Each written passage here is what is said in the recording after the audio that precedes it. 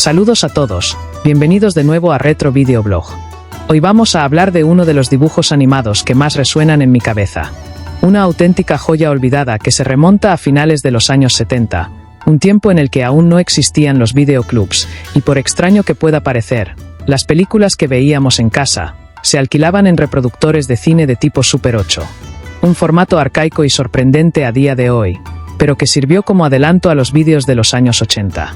El más común de todos ellos era el lanzado por Kodak en el año 1965.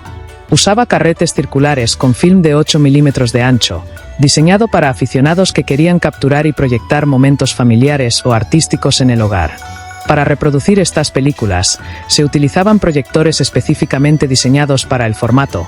Algunos podían reproducir también el estándar 8, pero lo más común es que fueran exclusivos del 8 milímetros. Dichos proyectores no solo servían para grabar momentos familiares, sino también para proyectar películas de cine antiguo. Las películas se alquilaban en una especie de proto-videoclubs existentes en aquellos tiempos. Se trataba de locales variados, al menos son los que yo conocí en mi barrio, en los que se alquilaban los principales éxitos del cine clásico en unas gigantescas bobinas circulares de 16 milímetros. Estas se ponían en el proyector, y se proyectaban sobre una pantalla o una tela blanca, puesta únicamente para tal finalidad en el salón de los hogares de aquellos años 70. Mi recuerdo de esos tiempos pasa por visualizar en mi memoria a las principales familias de mi vecindario, mis tíos, mis padres y mis abuelos, reunidos las tardes de los sábados o de los domingos en torno al salón de la casa de mi tío Fernando. Él era el encargado de proyectar las películas que alquilaba previamente, para que todos las disfrutáramos pasando las tardes de los fines de semana reunidos con amigos y familiares. Bien, pues una de esas películas que recuerdo, y la cual me dejó impactado sin duda alguna, fue Tarcérix, la historia de los dioses chinos. A finales de los años 70, cuando en los kioscos españoles convivían cromos, singles de vinilo y tebeos de grapa, llegó a las pantallas una rareza que hoy sobrevive más en la memoria nostálgica de muchos de nosotros, que en la cultura popular: Tarcérix en la historia de los dioses chinos. Tras ese título tan peculiar se escondía la producción taiwanesa FNG en BNG, conocida internacionalmente como The Story of Chinese Girls. Dirigida por Chan Chi-hui, escrita por Shen Kang y producida por Chan Jing y Deng Juli.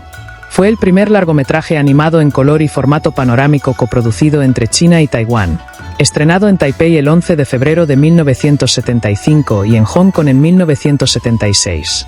Inspirada, aunque de manera muy libre, en la novela clásica de la dinastía Ming, Investidura de los dioses, la película destilaba una mezcla explosiva de dioses guerreros, demonios, hechicería, artes marciales y un sentido del espectáculo tan excesivo como irregular. La animación, limitada y brusca, no pretendía ocultar su modestia técnica. En cambio, se apoyaba en un ritmo vertiginoso y en imágenes delirantes que la convirtieron en un festín visual tan extraño como hipnótico. En España, Gopher Films S.A. la estrenó el 22 de diciembre de 1978. Y aunque su origen era puramente cinematográfico, pronto empezó a circular el mito de que Tarcérix había sido una serie. El malentendido se debía a su adaptación al cómic. En 1978, Editorial Valenciana publicó 6 cuadernillos que troceaban la trama en episodios con títulos propios: Chao el Cruel, Taro el Leñador, El principio de una guerra, El fin de Dragomán, Los 4 reyes gigantes y la victoria de Tarcérix, todos dibujados por Francisco Capdevila. Más tarde, Ediciones Polen recopiló las 6 entregas en un álbum cartoné, fijando aún más esa falsa memoria seriada. En la historia, Tarcérix se erguía como héroe central, acompañado por aliados como Taro el Leñador, mientras enfrentaba a un plantel de enemigos tan coloridos como peligrosos: Chao el Cruel, el monstruoso Dragomán, el cual a mí me encantaba, y cuyo nombre recuerdo aún a día de hoy, pasadas ya varias décadas, y la temible cuadrilla de los 4 reyes gigantes, inspirados en el bestiario y la demonología china. Pero si hubo un personaje que dejó huella, fue un guerrero con tercer ojo y movimientos fulminantes que recordaba de inmediato a Bruce Lee. En la mitología, ese papel lo ocupa Erlang Sen, un dios justiciero, pero aquí se presentaba como un salvador divino al estilo del icono del Kung Fu, con nunchakus y gritos de combate incluidos. Una joya de Bruce Exploitation animada y única en su especie.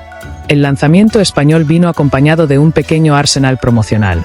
Además de los cómics, Hubo cromos y un single de 45 musical editado por Trova Records, con canciones adaptadas al castellano. Eran tiempos en los que cualquier estreno exótico podía llegar con su propia colección de tesoros de kiosco.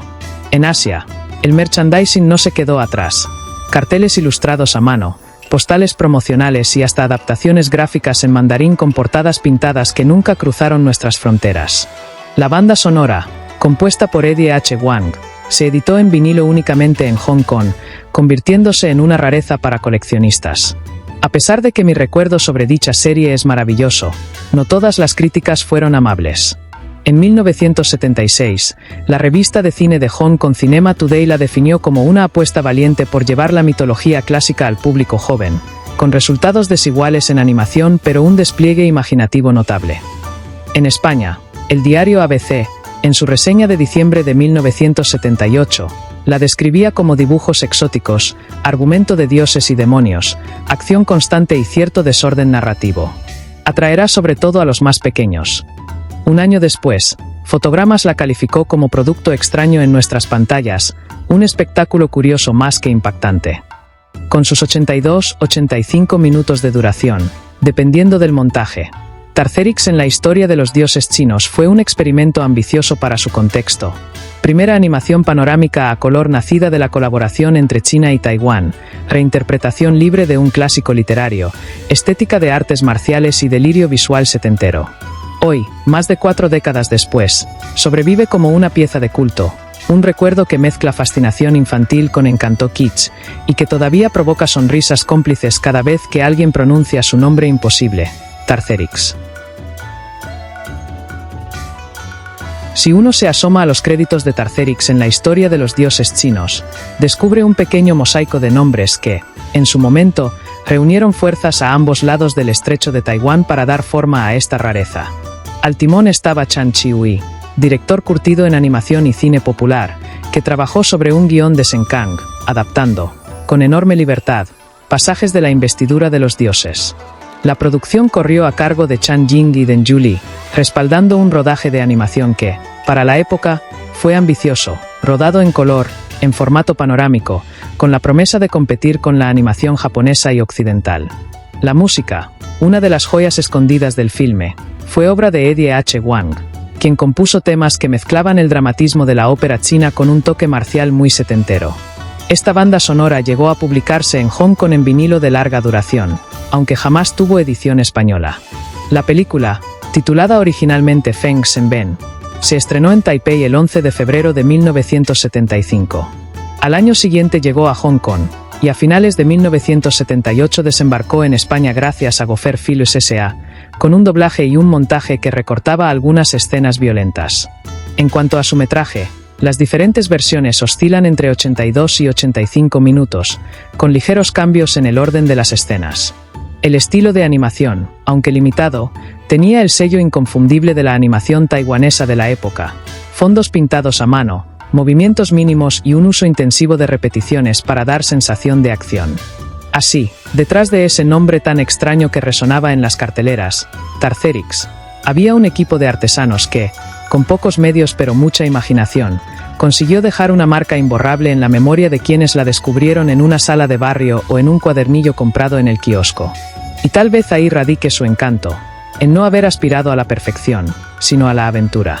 Muy resumidamente, la serie nos contaba la lucha eterna entre el bien y el mal, donde el héroe Tarcérix, inspirado en Bruce Lee, como ya he comentado anteriormente, ayuda a un grupo de valientes, entre los que está Taro el leñador, para plantar cara a los demonios y dioses de la oscuridad que pretenden romper el equilibrio del mundo. Hoy en día Tarcérix es una serie muy poco recordada, yo diría que prácticamente imposible de conseguir. Muy pocos de todos con los que he hablado de ella, la recuerdan realmente. Parece que solo sobrevive en el año 2025 en mi memoria y recuerdo de infancia. El tiempo ha pasado, yo ya tengo 51 años, y a pesar de que seguramente los dibujos forman parte de mi nostalgia idealizada de cuando era niño, yo sí que creo que Tarcérix merece un aprobado y notable. Posiblemente no fuera la serie de animación más elaborada y trabajada de la historia, pero en mi recuerdo fue una de las mejores, y de las que más me marcaron en mi infancia.